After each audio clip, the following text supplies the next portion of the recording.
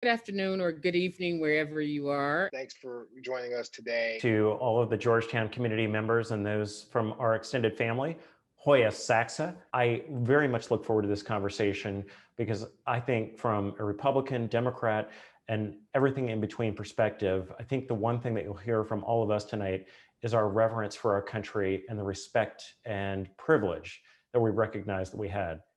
Good evening, and thank you for joining us for tonight's conversation, Black in the White House, co-sponsored by the Georgetown Institute of Politics and Public Service, known to many of you as GU Politics, and the Blacksa.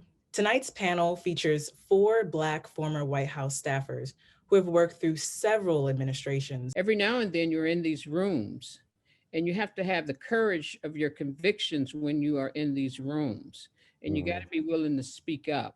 When I worked at the White House, there are a lot of times when you walk in those rooms when you really just don't feel like saying anything. But there's never a time where you should be silent when you know that it's going to impact people, not just people of color, but it could be poor people, white people, but if it's going to impact them, then you have to be willing to speak up. I feel like we have had so many frank conversations this year in particular by virtue of the slate of current events we have, and it's changed the way, no matter if you're someone like me who's working in a newsroom or folks like y'all who are working in public service or folks who are working in the private sector, it's just changed the tone of the conversation. And so I'm just wondering what's different from now versus then. For the first term of Bush, we had 9/11.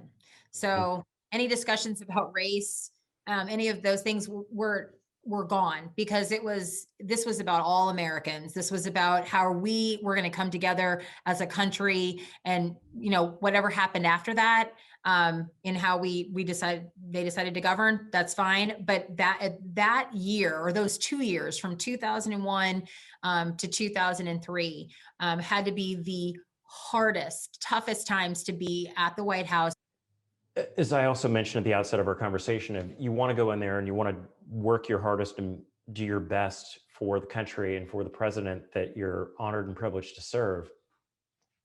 But for me, and I'm sure that my 3 other colleagues have probably had a similar experience, you walk in the room and oftentimes you're the only person who looks like you, and you listen to the conversation and you're like, that's just not right.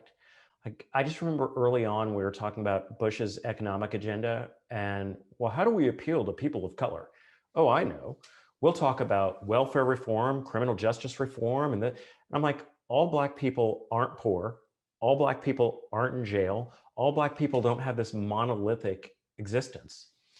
None of us have the same experience. But it seems to me that people in this administration look at Black people like they're Black people. And you can't effectively govern as the president or the vice president unless you recognize that there are more voices that need to be heard. But I fundamentally learned a long time ago that first of all, I can't out-white white people. I just can't do it. I can't do it. But what I can do is set a bar for Black people that we can all aspire to, including white people looking at us. So I always saw it as an opportunity to embrace and to educate. We have a representation issue in politics. We also have one in journalism. So one thing I know is that with being one of the onlys in their room, that it also comes with a lot of pressure, frankly. And I wonder if any of you guys can address kind of dealing with, as Mignon, as you kind of put it, having to represent when you don't want to, but also the pressure of that if you don't speak up, there's a chance that the concerns that you're seeing, they don't get talked about. Often I was not the only Black person in the room. I think our challenge was to make sure that we weren't working in a bubble. We weren't working siloed, and we were working for what the community needs, not just what we think they need. I actually turned down working at the White House 3 times, and it was based on my own personal fear. It was not based on anything else other than fear. And so I let the fear, and I bet you it was the fear of my skin color, tell me I could not do this job. And so, but when I went in there, I realized that there were no rocket scientists in the White House. It is a big laboratory of great ideas. And I often say this, it is the only place in America that with the stroke of a pen, you can change someone's life. But all you have to do is to be willing to get in the game. Early on, when I was just young and getting started and just ran across Mignon, I felt like people like her and others just to like, young Black man trying to do, like, get in his business, whoop, and wrap their arms around me and help me to navigate the pathways of being able to serve at the highest levels. And you wouldn't be there without it. So I think, you know, I was lucky in the White House to see a lot of folks who look like me. And I think there was a value that was there. Thank you to Jonna, Ron, Mignon, and Marlon, and of course, GU Politics for having me back. And folks, I hope you have a good rest of your evening. Stay safe and stay healthy.